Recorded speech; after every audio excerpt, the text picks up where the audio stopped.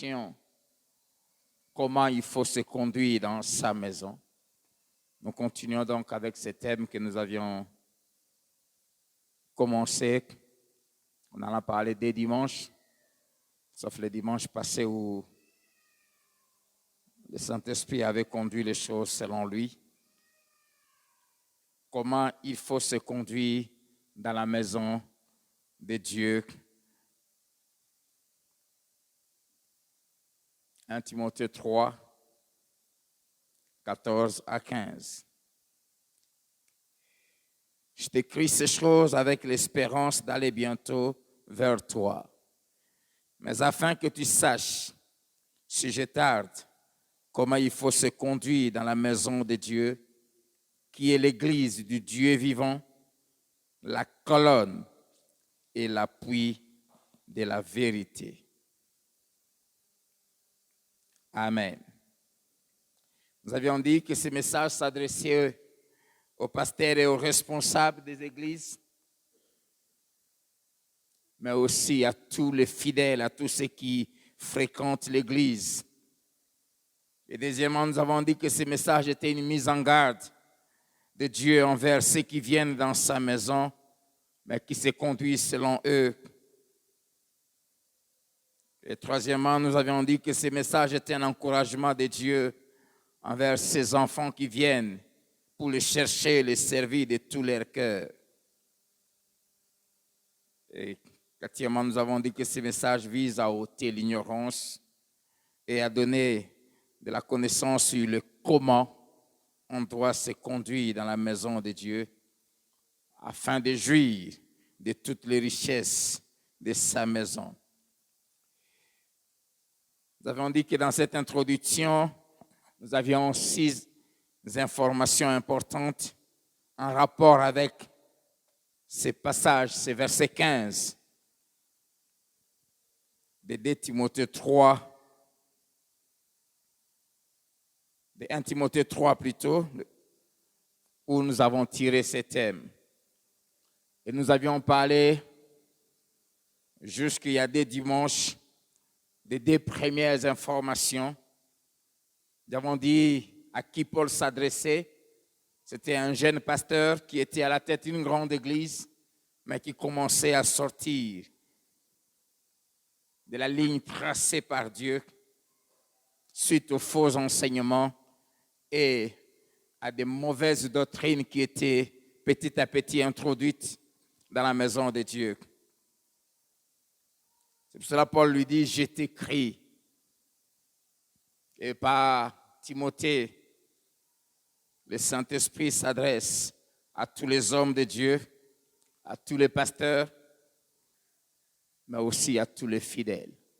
Parce que le pasteur est lui-même chrétien, comme tous les autres. Et deuxième information, nous avons expliqué pourquoi l'apôtre Paul dit « afin que tu saches ». Il dit que Dieu tient à ce que nous puissions connaître, avoir toutes les informations qu'il faut en rapport avec notre manière de nous conduire, de fonctionner, de vivre, de venir et de servir Dieu dans sa maison. Et pourquoi? Parce que si nous ne venons pas et nous ne nous conduisons pas, nous ne les servons pas, nous ne nous comportons pas comme il veut dans sa maison, il y a des conséquences extrêmement graves. Et nous avions, pendant 2 dimanches, parlé de 11 exemples tirés de la Bible, de ceux qui ont eu à mal se conduire dans l'Église. Et nous avons vu ce qui leur était arrivé. Je continue donc ce matin avec la 3e information importante. C'est que l'Église est la maison de Dieu, comme Paul dit. Dans la maison de Dieu, comment il faut se conduire. L'Église est la maison de Dieu, c'est-à-dire là où Dieu habite, là où Dieu demeure. Et cette maison où Dieu habite a 6 caractéristiques importantes. La première, c'est que c'est là où il habite, lui et toute sa gloire. Psaume 26, le verset 8, la Bible dit, « Éternel, dit David, j'aime le séjour de ta maison, le lieu où ta gloire habite. » Quand on parle de la gloire de Dieu, on parle de sa présence. Le lieu où ta présence y est, y réside. Deuxième caractéristique, c'est là où Dieu a son cœur et ses yeux 24 heures sur 24. Le cœur de Dieu est ici et ses yeux sont fixés sur ces lieux. Dans 1 Roi, chapitre 9, versets 2 à 3, après que Salomon ait consacré les temples,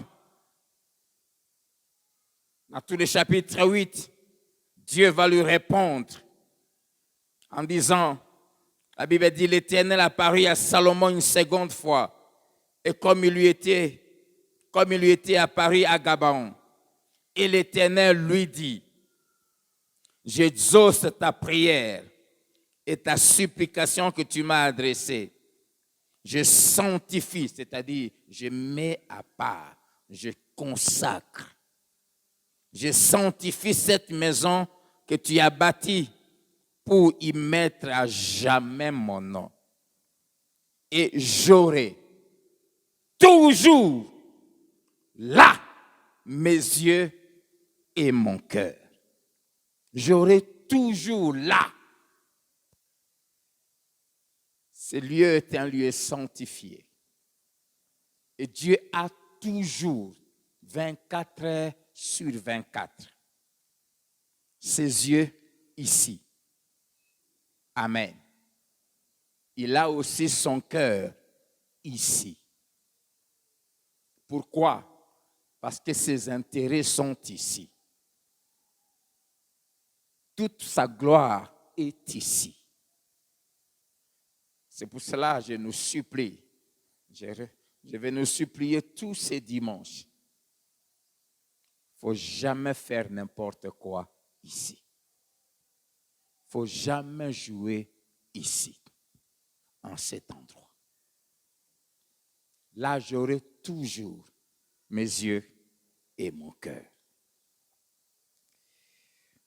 Troisième caractéristique, cette maison est une maison sainte. Lui-même, il dit, je la sanctifie. Psaume 93, le verset 5. La sainteté convient à ta maison, ô Éternel, pour toute la durée du temps. Psaume 93, verset 5. La sainteté convient, la sainteté habite dans ta maison, ô Éternel, pour toute la durée du temps.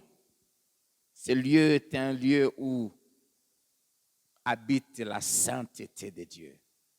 N'y venez jamais souiller et n'osez jamais le souiller.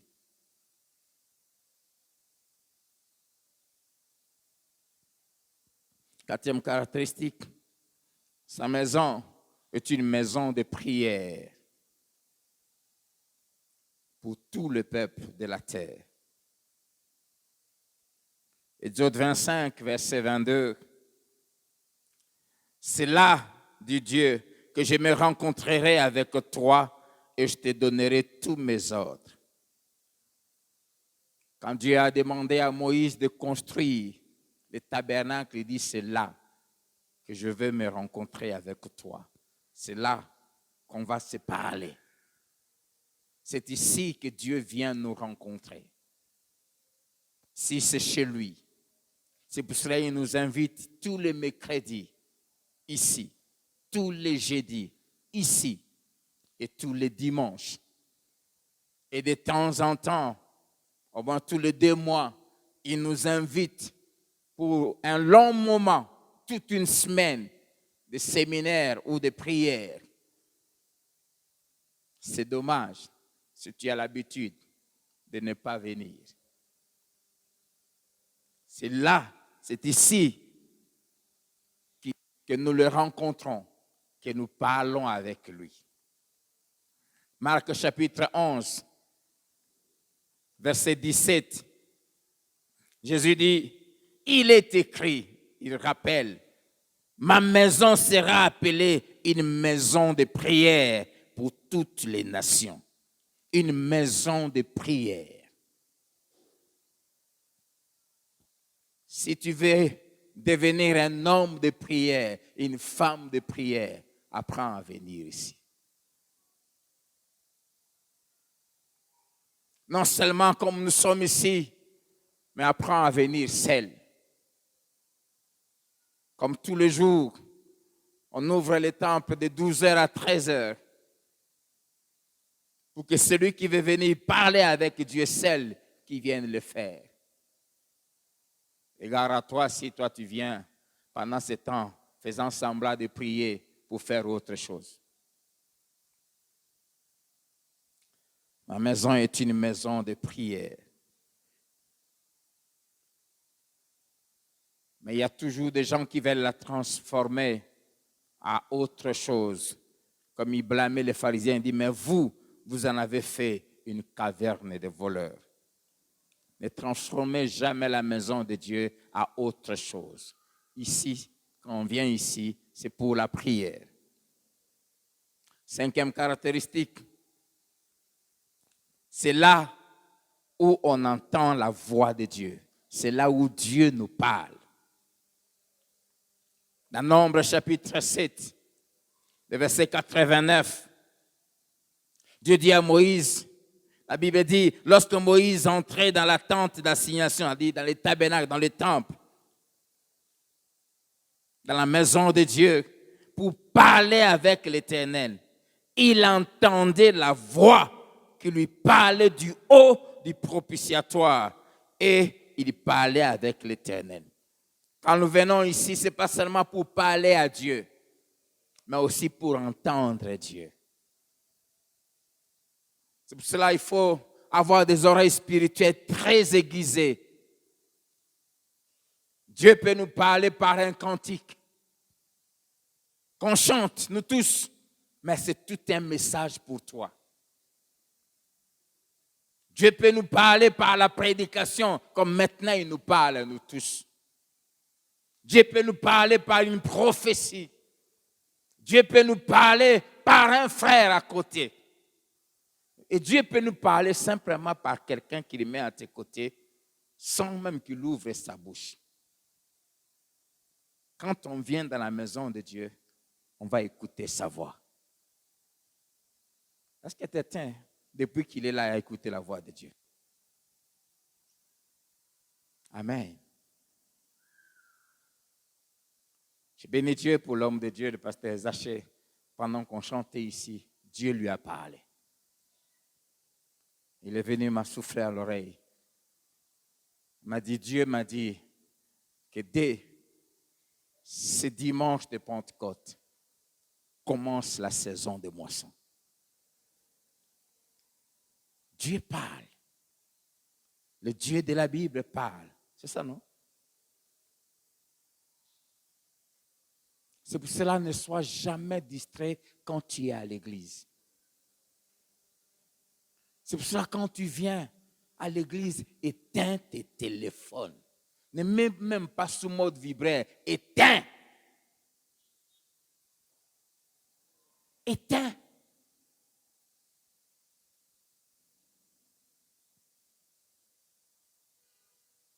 Il y a un homme d'État de ce pays qui était parti dans un pays en mission officielle. Et pendant qu'il parlait avec ceux qui devaient venir investir, des milliardaires, et qu'il parlait de la nation, ces gens, et ils se disposaient à venir mettre l'argent ici. Et ils ont pris au sérieux cette rencontre. Et ils sont entrés dans cette salle sans téléphone. Mais notre frère qui était parti parler pour nous, lui qui est allé chercher ces gens-là, pendant qu'il parlait à tout moment, excusez, au bout de 10 minutes, celui qui conduisait la délégation de ces milliardaires là se lève et dit, messieurs, tel que tu me vois là, j'ai des présidents, j'ai des gens qui me cherchent. Nous disposons à parler avec toi pour ton pays et toi-même, tu es là perdu. Tout le temps sur ton téléphone. C'est terminé cette réunion. Ils se sont levés, ils sont partis. Il y a des gens qui viennent à l'église jusqu'à ce qu'ils sortent sans entendre Dieu parce qu'ils ne sont pas focalisés. La première chose avant que Dieu agisse dans nos vies, il demande notre attention. Cette phrase revient plusieurs fois dans la Bible. Prête l'oreille et sois attentif à ce que l'Éternel va te dire. Ces mendiants qui demandaient l'argent voient Pierre et Jean et se met à demander l'argent. Il était devant une de 7 portes qu'avait le temple de Salomon. Mais sa main était comme ça. Il demande. La première chose que Pierre lui dit, regarde-nous. Elle dit, cesse d'être, tu demandes là-bas, fixe-toi sur nous. Si tu veux entendre la voix de Dieu ici, sois concentré. Amen. Dieu parle dans sa maison. La 6e caractéristique de la maison de Dieu, c'est que c'est un endroit redoutable. Pourquoi? Parce que Dieu est redoutable dans sa maison. Quelque chose s'est passé. À un moment, je me disais, Seigneur, on continue ou bien je n'ai pas à prêcher. Quand mon jeune frère a commencé à entonner les Loshekina, j'ai senti quelque chose s'est passé. Dieu est redoutable dans sa maison. Redoutable. Psaume 68, verset 36. De ton sanctuaire, ô Dieu, tu es redoutable. Il est redoutable. Il est à craindre. Il faut trembler devant lui dans sa maison. Amen. 4e information, c'est que selon ce passage, l'Église appartient à l'Éternel. Et il s'appelle le Dieu vivant. Afin que tu saches comment se conduire dans la maison de Dieu, qui est l'Église du Dieu vivant. Qui est l'Église du Dieu vivant. L'Église appartient à l'Éternel. Et c'est Dieu qui est le propriétaire de l'Église vivant. Et là, il y a 6 enseignements que cette phrase nous donne. Le premier plutôt, c'est que Dieu est vivant dans son Église. C'est-à-dire que Dieu est à l'œuvre.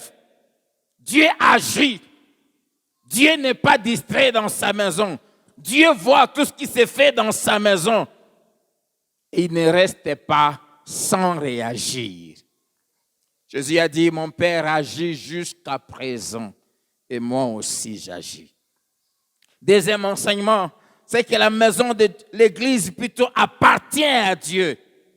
Elle n'appartient pas aux hommes. Elle n'appartient pas aux pasteurs qui la dirigent.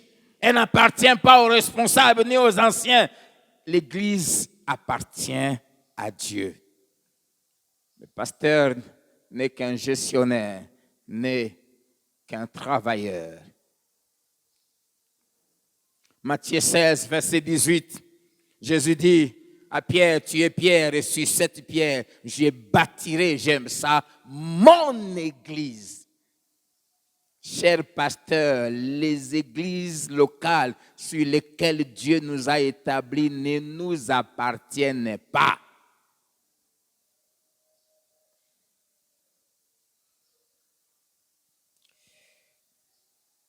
Troisième enseignement, personne ne peut détruire l'église. Personne. personne ne peut détruire l'Église. Parce que celui à qui elle appartient est un Dieu vivant et il veille ici sa maison. Il a dit, et le séjour des morts, les puissances de l'enfer ne pourront jamais prévaloir sur son Église. Jamais. Jamais. L'Église n'est pas détruisable. Quiconque ose combattre l'Église, l'œuvre de Dieu, il joue avec sa vie. Quatrième enseignement. L'Église a coûté très cher au Seigneur. Pour que ça soit son Église, il a y posé un acte. Et Actes chapitre 20, le verset 28, il nous en parle. Actes 20, 28. Ayant réuni les anciens de l'église d'Éphèse, là où Timothée était pasteur, pour la dernière fois, parce qu'il va même leur dire que vous ne verrez plus mon visage. L'apôtre Paul va parler à ces dirigeants de l'église en disant, prenez donc garde à vous-même et à tous les troupeaux sur lesquels le Saint-Esprit vous a établi évêque, a dit pasteur, berger, pour paître l'église du Seigneur qu'il s'est acquise par son propre sang. L'église a coûté très cher à Dieu. L'église, notre salut, le rassemblement des saints a coûté cher à Dieu. Il nous a acquis par son propre sang. C'est pour cela que c'est dangereux, pasteur, de jouer avec le peuple de Dieu.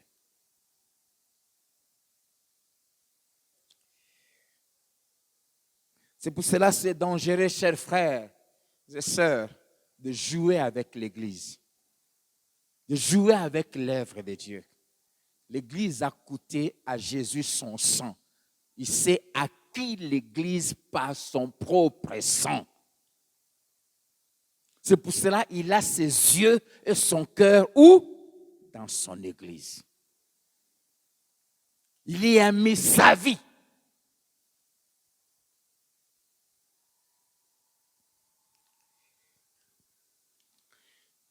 Cinquième information.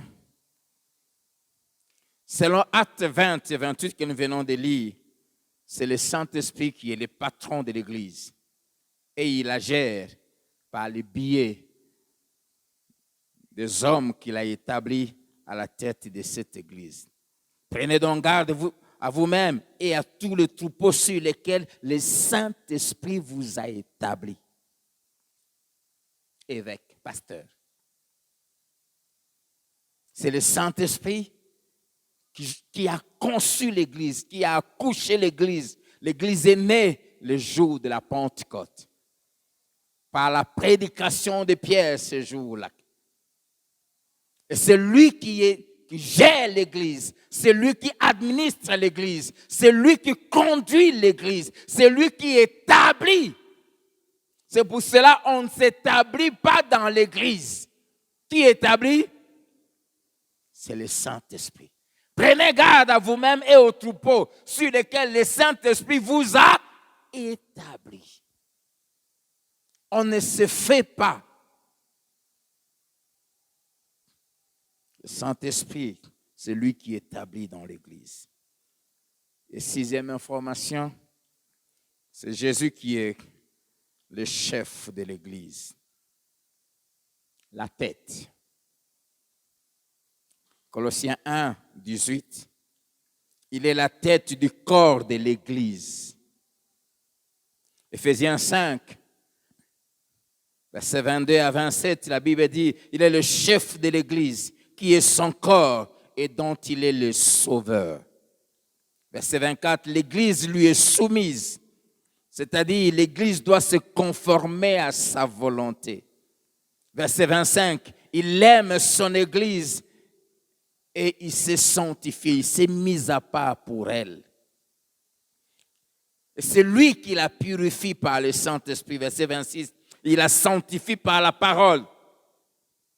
Verset 27, il travaille pour se faire présenter cette église sans tache, ni ride, ni rien de semblable, mais glorieuse. Jésus travaille nuit et jour dans son église pour ôter les tares, ôter les taches, ôter les impuretés. Pourquoi? Parce qu'il veut que l'église soit sainte, soit glorieuse, soit sans tache. Dis à ton voisin, Dieu veut que tu sois sans tache, sans ride, ni rien de semblable. Amen. Cinquième information importante en rapport avec notre texte de base, c'est que si l'Église appartient au Seigneur, ses membres appartiennent aussi au Seigneur. Ceux qui la composent appartiennent aussi au Seigneur. Les membres d'une église n'appartiennent pas au pasteur. Je le disais l'autre dimanche. L'église appartient à Jésus. Les membres aussi lui appartiennent. Prenez garde à vous-même et aux troupeaux sur lesquels le Saint-Esprit vous a établi. Dans 1 Pierre, chapitre 5, versets 1 à 5, parlant aux pasteurs, aux anciens comme lui-même, il dit, « Voici les exhortations que j'adresse aux anciens qui sont parmi vous. Moi, ancien comme eux, témoin des souffrances de Christ et participant de la gloire qui doit être manifestée. » Il dit, « Paissez le troupeau de Dieu qui est sous votre garde. » Le troupeau appartient à Dieu. Paissez le troupeau de qui? De Dieu.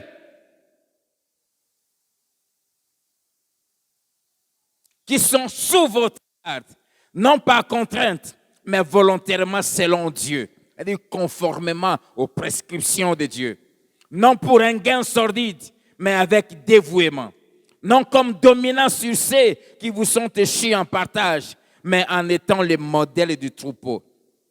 Et lorsque le souverain pasteur, le véritable pasteur, amen, lorsque le souverain pasteur apparaîtra, vous obtiendrez la couronne incorruptible de la gloire. Le souverain pasteur, c'est Jésus. Le véritable pasteur de toutes les églises, c'est qui? Vous êtes la brebis de qui? De qui? De Jésus. Ça, je reviens à ce que j'avais dit la fois passée. Respecte les pasteurs, mais ne les prends pas pour un Dieu. Amen. Le véritable pasteur, c'est Jésus.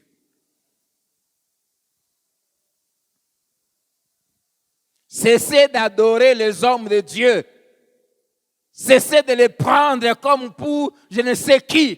Toi aussi, homme de Dieu, cesse de te donner l'image d'un super-homme.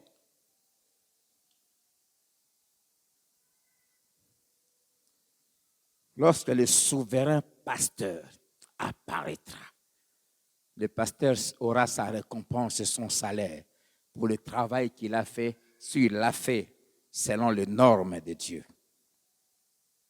Amen.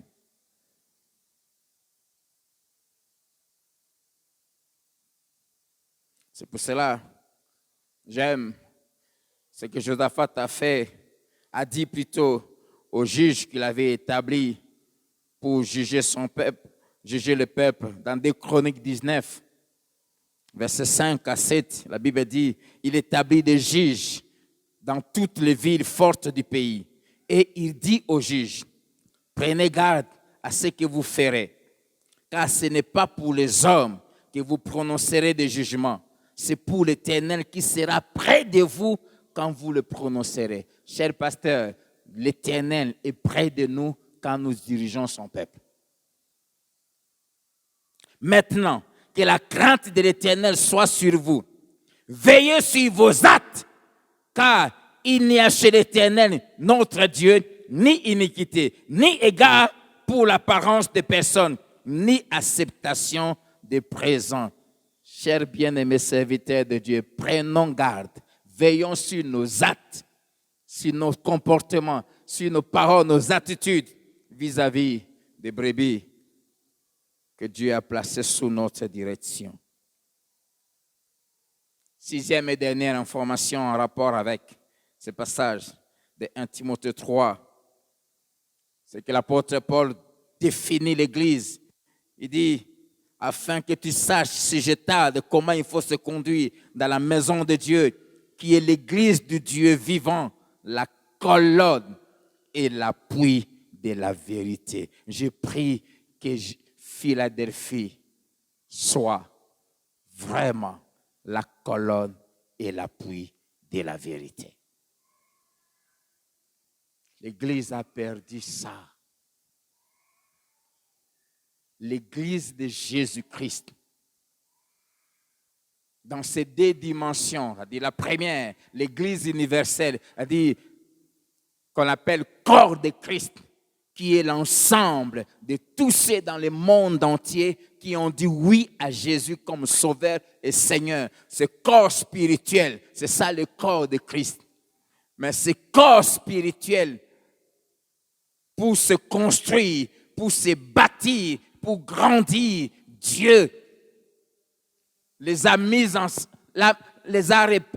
réparti dans ce que nous appelons les églises locales, comme nous ici, Centre missionnaire Philadelphie. Et l'église est la colonne et l'appui de la vérité. En parlant que l'église est la colonne et l'appui de la vérité aux Éphésiens, Paul avait bien choisi ces termes parce qu'il savait que ceux à qui il s'adressait comprenaient bien ce que veut dire une colonne. Pourquoi? Parce que les Éphésiens avaient le plus grand temple de l'époque, qui était un temple de Diane, d'une déesse. Et ce temple de Diane était parmi les 7 merveilles de l'Antiquité.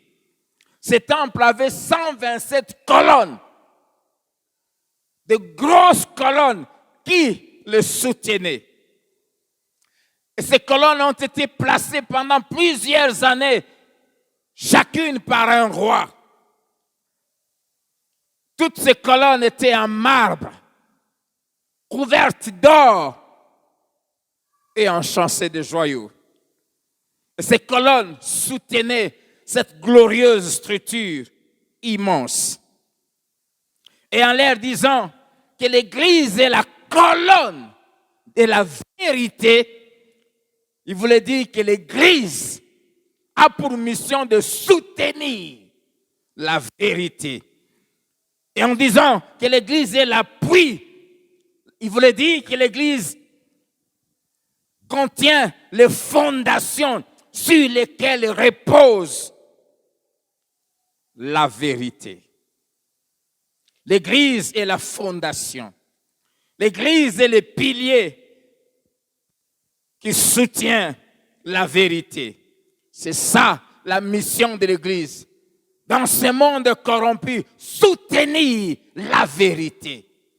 Porter la vérité. Et c'est quoi la vérité? Premièrement, la vérité, c'est Jésus-Christ. Je suis le chemin, la vérité et la vie. Deuxièmement, la vérité, c'est toute la révélation divine.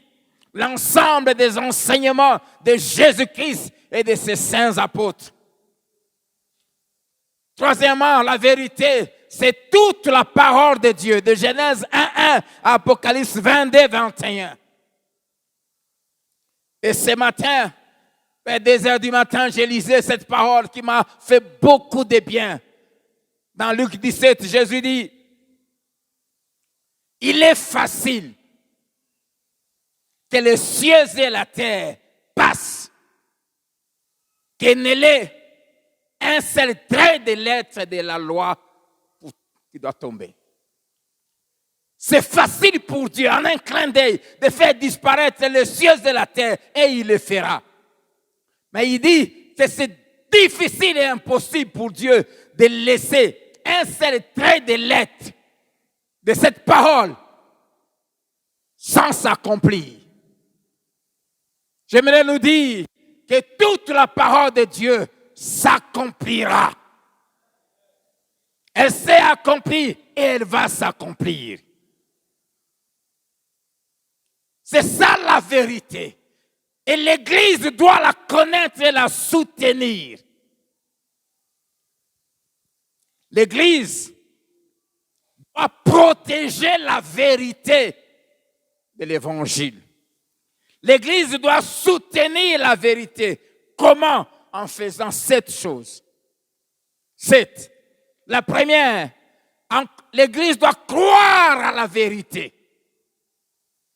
Bien-aimés, croyez à la parole. Si vous ne voulez pas croire à la parole, ça ne sert à rien de venir à l'Église. Ça, c'est la vérité. La Bible ne contient pas la vérité. La Bible est la vérité. Il n'y a pas de vérité sur la terre. Il n'y a qu'une seule vérité. Elle s'appelle Jésus.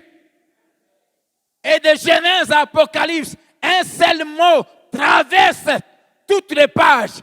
Ce mot, c'est Jésus.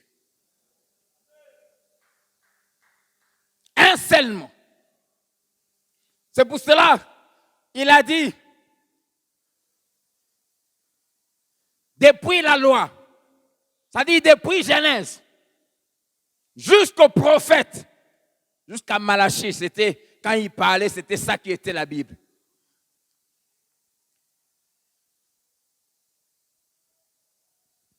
La loi et les prophètes ont commencé depuis Genèse et ça s'est arrêté chez Jean. Amen. Pourquoi ça s'est arrêté par Jean? Parce qu'après Jean apparut qui? Jésus. Et Jésus est l'accomplissement de toute la loi. C'est pour cela que ça s'est arrêté par Jean, parce que lui, il est venu accomplir. Et avant de commencer son ministère, il prend Ésaïe 61, il dit, l'Esprit du Seigneur est sur moi. Il m'a oint. Et il parle, et puis il dit, cette parole de l'Écriture que vous venez d'entendre s'est accomplie aujourd'hui.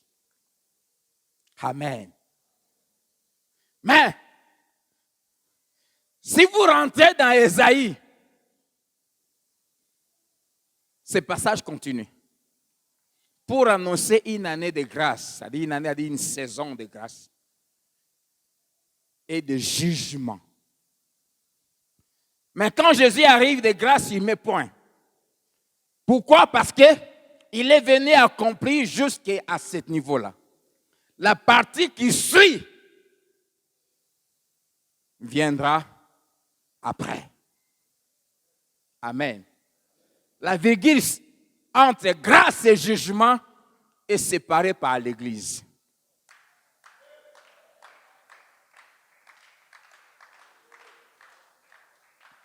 Entre les deux. Mais quand Ésaïe recevait la prophétie, il a reçu en bloc. Mais entre les deux, il y a l'Église. C'est pour ça que l'Église est ce mystère qui a été caché de tout temps.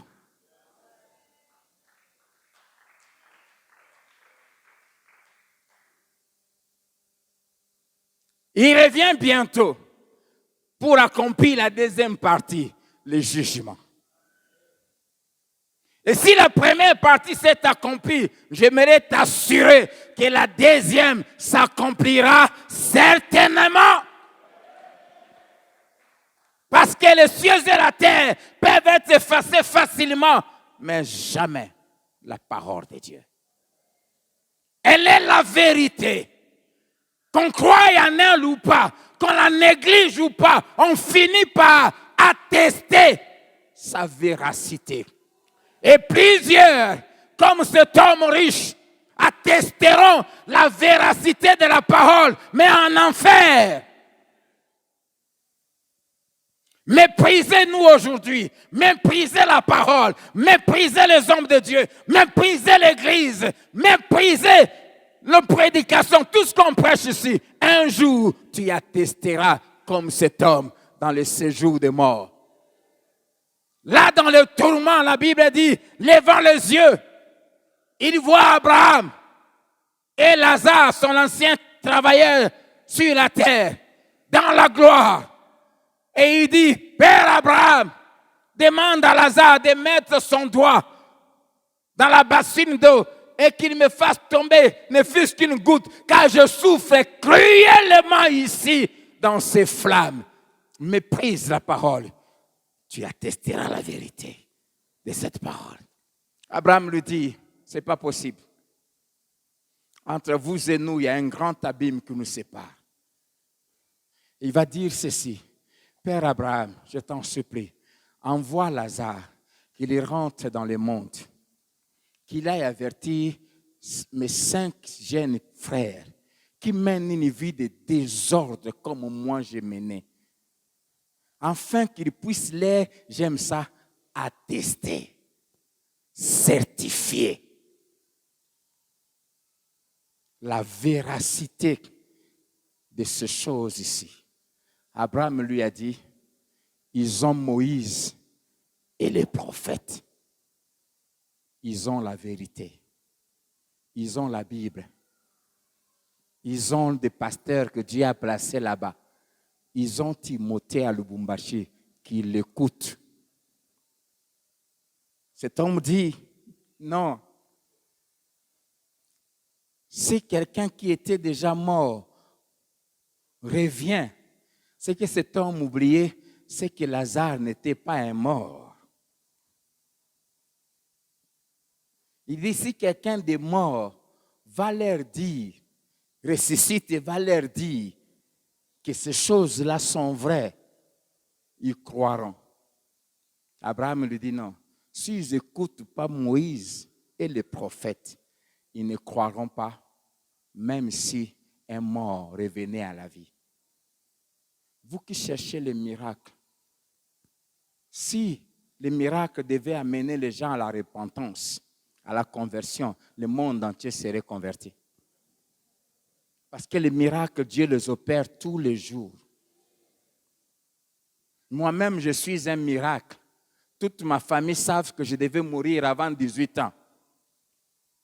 Mais ils ont vu Dieu, me sauver, 2, me guérir. Mais jusqu'aujourd'hui, ils sont tous ce qu'ils étaient. La seule chose certaine qu'il faut dire aux gens, qu'il faut présenter aux gens, ce n'est pas le miracle, c'est la parole.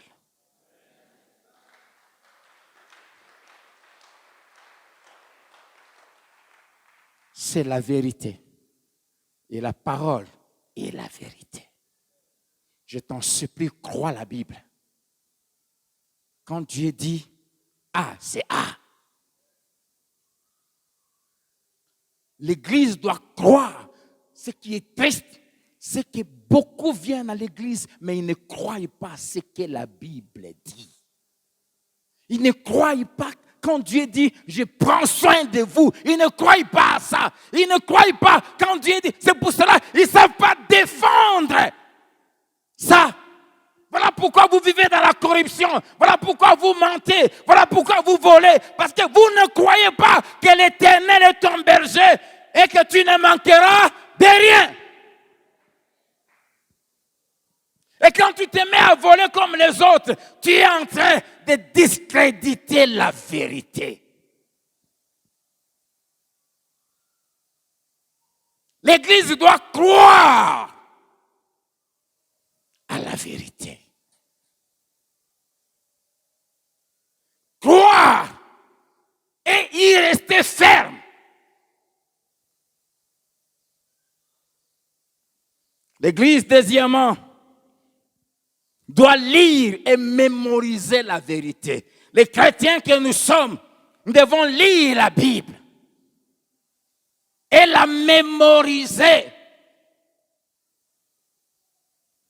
Troisièmement, nous devons méditer et étudier la Bible.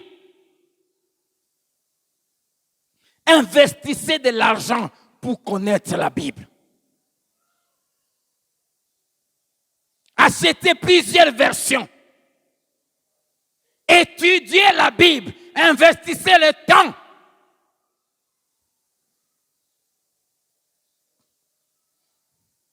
Quatrièmement, l'Église doit obéir et pratiquer la vérité.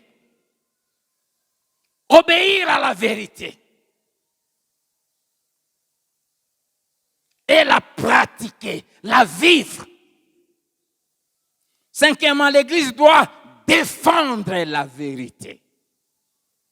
Défendre la vérité.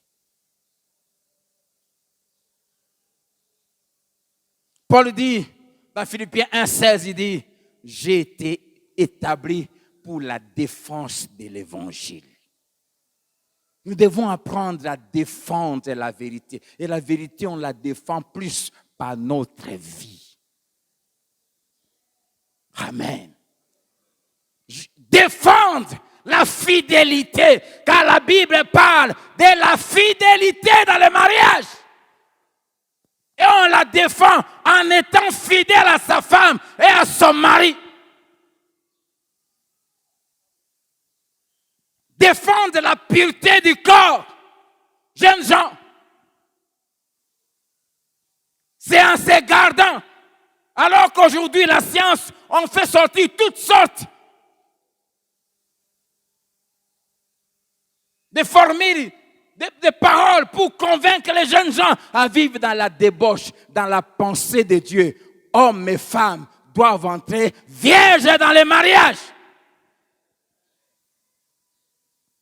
Dites amen les jeunes. C'est la vérité. Faites sortir vos conceptions. Concevez des choses. Tout ce qui s'appelle médecins, spécialistes, sexologues, ils n'ont pas fabriqué le corps de l'homme. Ils l'ont étudié et ils la connaissent même pas assez. C'est Dieu qui a créé le corps. Et le créateur du corps a donné une notice. Il a dit un homme, une femme. Pas un homme avec un autre homme. Défendez la vérité, Église. Même au prix de notre vie.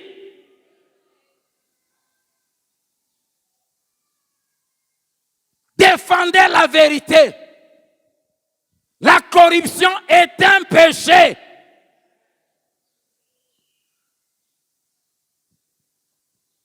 Frère, c'est un ezakopute, ezakimouyibi. C'est du vol.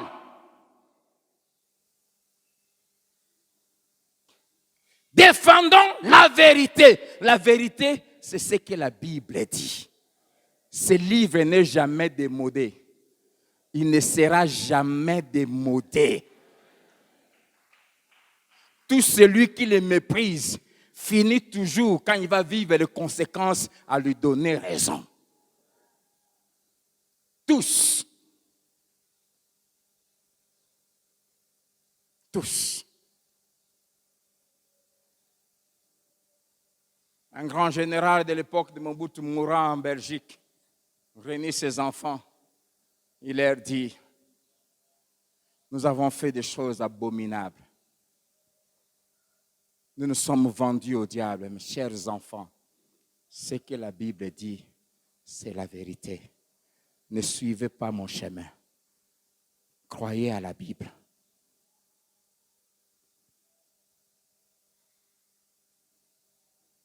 Défends la vérité. S'il faut être le seul à dire la vérité là où tu es, dis la vérité. La Bible dit, si Dieu est pour nous, qui sera contre nous?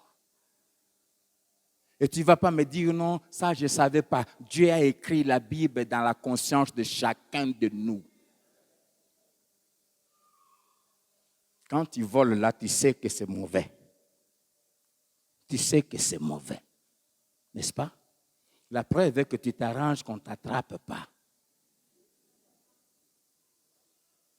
Vrai ou faux?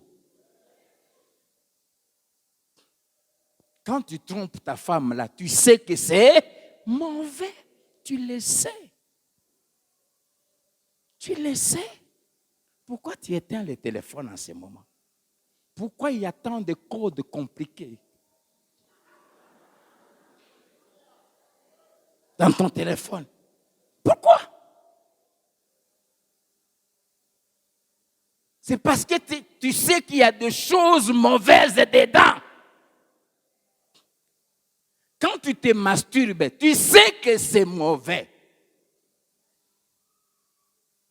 Même si tu as suivi un sexologue qui passe dans Réalité Santé, il y a une dame là, je l'ai suivie un jour dans la voiture, parlant des bienfaits de la masturbation.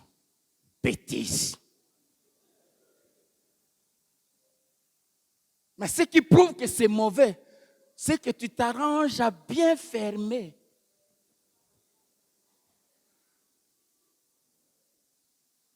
Tu tires les rideaux. Tu veux t'assurer que personne ne va te... Parce que c'est mauvais. Pourquoi tu ne te masturbes pas devant ta femme, si c'était bon?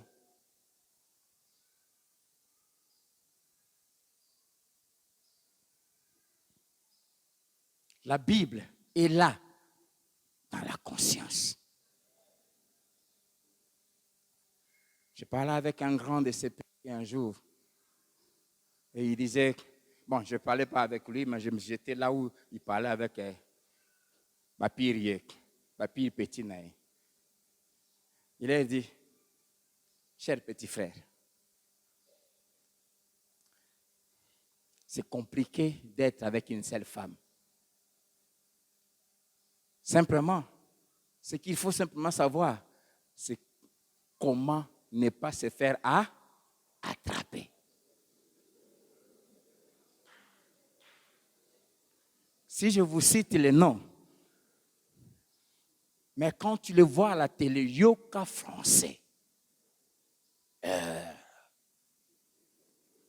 regardais et je disais, c'est pas possible. Il disait, tu peux jongler avec les petites sœurs de ta femme, assure-toi simplement qu'on t'attrape. Hein? Parce que si on t'attrape au samboué petit, il est conscient. Chrétien, défend la vérité. Là où tout le monde dit, voler c'est bien. Avec courage, dit, voler c'est un péché. Il ne faut pas dire non, c'est mauvais, non. C'est un péché. Pourquoi toi tu es vierge jusqu'à 26 ans? Parce que coucher avec un garçon, c'est un péché.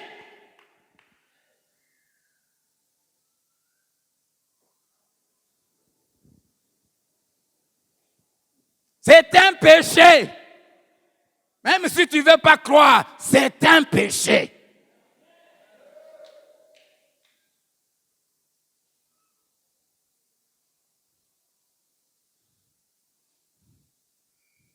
J'ai entendu une dame dire, pasteur, a des raisonnements du 19e siècle. Non. S'habiller bien, ce n'est pas du 19e siècle. Observez, même les païennes, les grandes dames du monde, vous ne les verrez jamais mal habillées. Je n'ai jamais vu Merkel mal habillée. Je n'ai jamais vu Hillary mal habillée. De grandes dames, celles qui donnent de la valeur, qui savent qui elles sont, s'habillent bien. Et la Bible dit, il faut que les femmes s'habillent avec décence. Toujours le bas français, non? Le mot décence veut dire quoi? Avec pudeur. La pudeur, ça veut dire quoi? Nous parlons français. Français. Définis-moi la pudeur. Que veut dire pudeur? Donne-moi la définition du Moyen-Âge du mot pudeur et la définition du mot pudeur au XXIe siècle.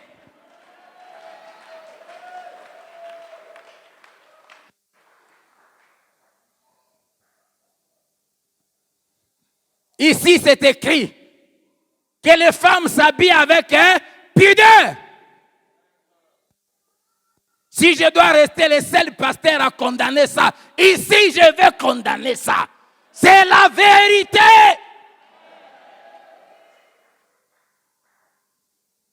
L'Église doit défendre la vérité.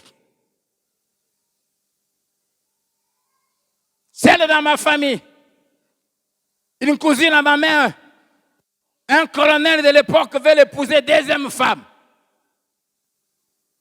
Il vient verser la dot. La grand-mère m'appelle, elle me dit, Koko, yonde mosali na nzambe awo. Na yebi ko ozondima ozosepela te. Mais sambela au moins pour na biso. Je leur dis en présence de ma mère, de mes tantes, si je dois prier, ce que je vais demander, c'est que ça soit annulé et que cet homme rentre.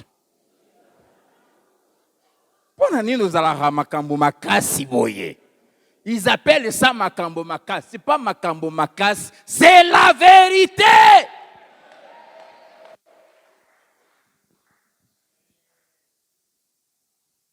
L'Église est la colonne et l'appui de la vérité. Dis à ton voisin, sois la colonne de la vérité. Sois l'appui de la vérité. Et on termine. Sixièmement, l'Église doit proclamer tous les jours la vérité. Prêche la parole. Insiste en toutes circonstances, favorables ou non.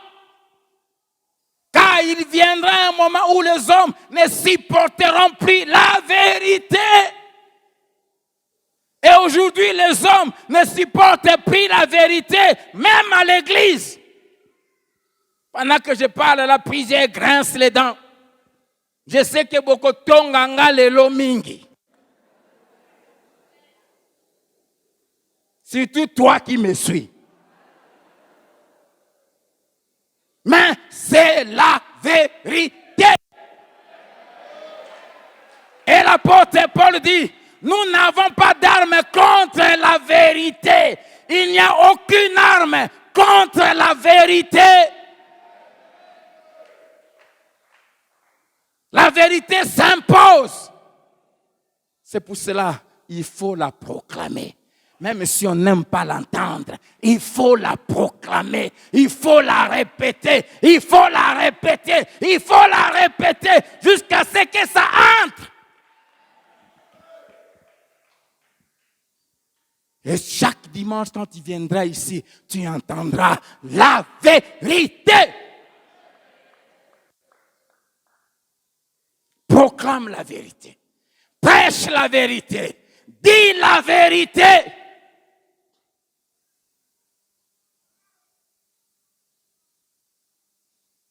La dernière chose que l'Église doit faire, l'Église doit, ou le chrétien doit devenir plutôt lui-même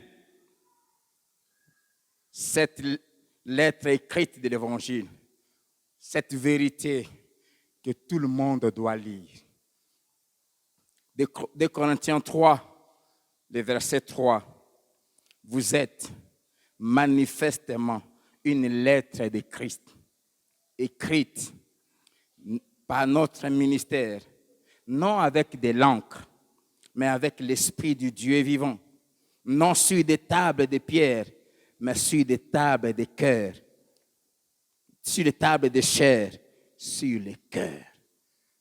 Je prie que toi et moi, nous devenions la vérité écrite par Dieu à nos familles, à nos collègues de service, nos collègues de classe, aux gens de nos quartiers, partout où nous sommes.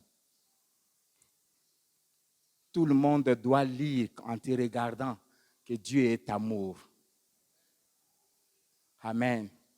Et si Dieu est amour, on doit te voir manifester de l'amour, soutenir, comprendre, pardonner. Tout le monde doit lire sur ton front, Dieu est saint. Tout le monde doit lire dans ta vie que Dieu ne ment jamais. Pourquoi? Parce que toi, tu ne mens jamais. Tout le monde doit lire que Dieu pardonne toujours. Comment? En te voyant, toi, pardonner tout le mal qu'on t'a fait. Tout le monde doit lire que Dieu aime la prière. Comment? En te voyant prier et beaucoup. Tout le monde doit lire que Dieu est juste. Comment? En te voyant pratiquer la justice. Devenons des lettres écrites. Comme on a fait la marche le lundi ici, brandissant la parole de Dieu, j'aimerais que chacun de nous brandisse. Dieu est la vérité. Dieu est juste. Dieu est bon. Dieu est compatissant. Dieu est intègre. Dieu est véridique. Dieu est saint. Dieu est fidèle.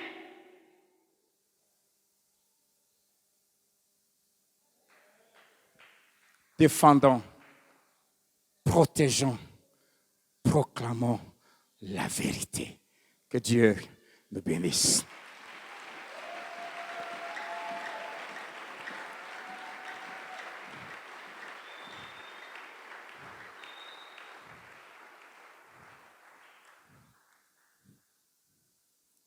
Vous pouvez incliner nos têtes. L'Église est la colonne et l'appui de la vérité. Tu ne peux pas manifester la vérité si l'Église ne défend pas la vérité. Les hommes qui sont en dehors de l'Église ne croiront pas à la vérité. Mais pour défendre la vérité, il faut d'abord croire à la vérité. Et la vérité, c'est Jésus. Est-ce que tu crois en Jésus? Est-ce que tu as reconnu Jésus comme Sauveur et Seigneur de ta vie? Tu ne peux pas devenir une lettre écrite par Christ s'il n'habite pas dans ton cœur. J'aimerais lancer des appels ce matin. Le premier, c'est celui qui veut croire à la vérité, Jésus. Tu ne crois pas ce que Dieu dit. Tu as du mal à croire. Tu n'es même pas sûr que Jésus vit dans ton cœur. Si tu veux prendre la résolution de croire tout ce que la Bible dit, lève-toi. Nous aimerons prier avec toi. Tout commence par la croire la vérité. Le deuxième appel, c'est celui de prendre l'engagement de défendre la vérité. Combattre pour la vérité. Merci bien-aimé. Veux-tu prendre l'engagement de défendre la vérité? Même si tu dois être seul dans la famille, même si tu dois être seul ici au Katanga, même si tu dois être seul dans ce monde ici, c'est que toi tu sais être vrai. Veux-tu prendre l'engagement de les défendre par ta vie, par tes paroles, par tes actes? Défendre la vérité. Être prêt à être marginalisé, à être mis en quarantaine, à être critiqué, à être incompris, mais pourvu que tu défendes la vérité.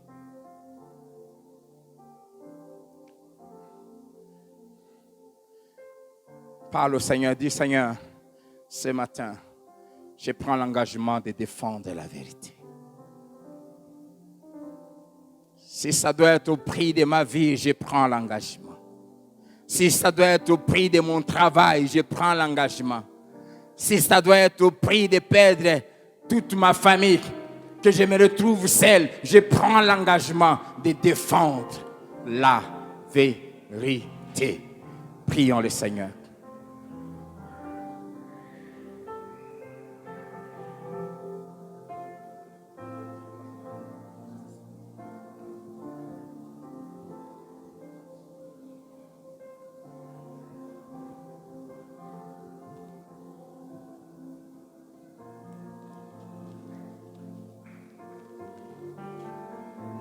Merci Seigneur.